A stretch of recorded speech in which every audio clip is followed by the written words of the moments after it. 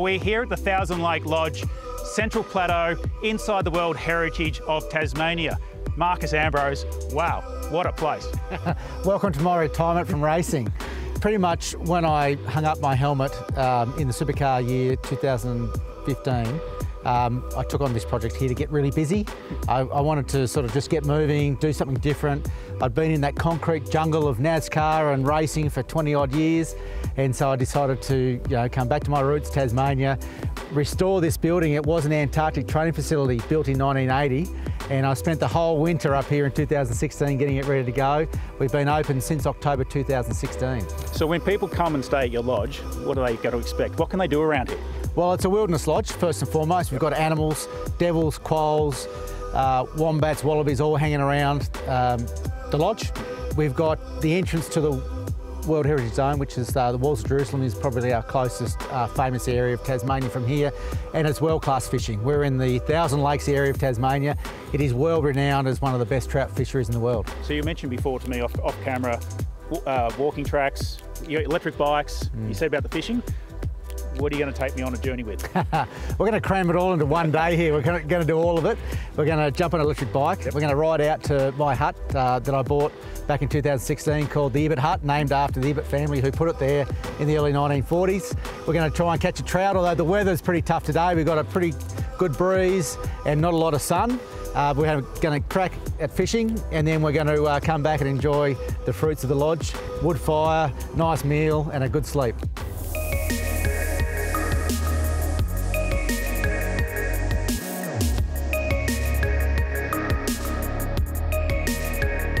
So Craig, we're in the water now, we've got our waders on. We're on Lake Ada here. We're going to try and catch a trout on a pretty tough day. So I thought... What do you call this? Well, this is a fly rod, mate. This is the way to catch them. If you're going to catch a trout up here in the Western Lakes, you got to catch them on a fly, mate. Otherwise, you've got no bragging rights.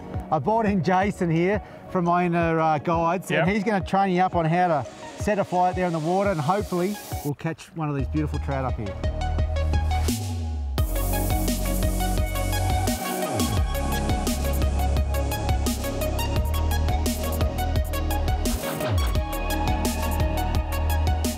Right, Craig, we've been going at it. Nice. It's been tough going, but this is what you're meant to do, okay? So this is what the fish look like? Beautiful Western Lakes trout. It's a wild fishery, look out. Oi. We got him. It's a wild fishery. So how big? Like, what would you say, an average size? This is a beautiful size here, pretty mature. For this lake, this is a great size. They do get bigger when you get up into the headwaters, but I'm pretty happy with that. Yeah, mate, you did awesome. Yeah. Mate, I got to learn from you. Right, now we're going to release him, okay? We'll put him back to the wild. Yep.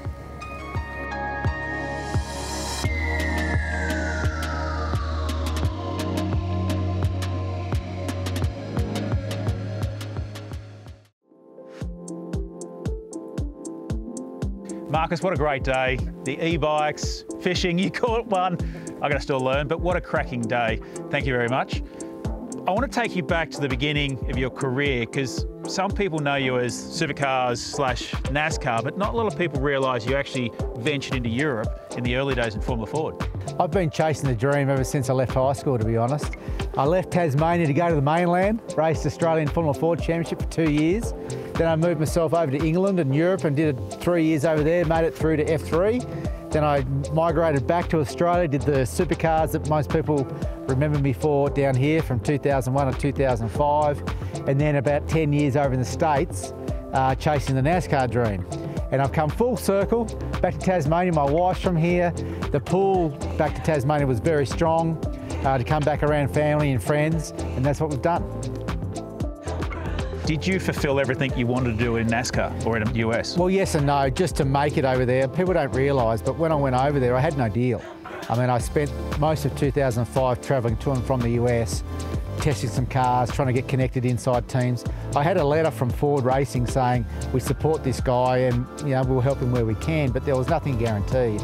So just to make it to the Truck Series was a big step for me. I was very lucky to find Tad and Jody Kashekta, who were running JTG Racing at the time.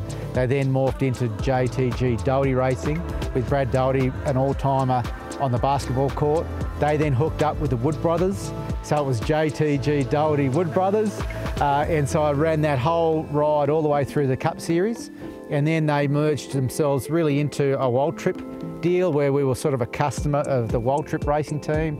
And then of course, you know, towards the end, I drove for Richard Petty Motorsports, which for me was a real dream come true and really completed my story in NASCAR. I would have loved to have won more races. I would have loved to have won in the main series on the ovals. It just didn't happen for me. It's so competitive, but I'm proud of what I've done and proud of my time, but it really was time to stop. And so I knew that I'd sort of reached the top and I was either going to just try and hang on for a while or just jump off. And so I just jumped and came back to Australia. And that whole deal there, coming back to the Australian Racing Series, I was so tired from the US. I knew I wasn't the right fit for DJR, Team Penske at the time. I made a call pretty early to step back, and I think that was the right move too. As you mentioned, you came back to Tassie, so you have gone full circle. You've come back into this beautiful part of the world.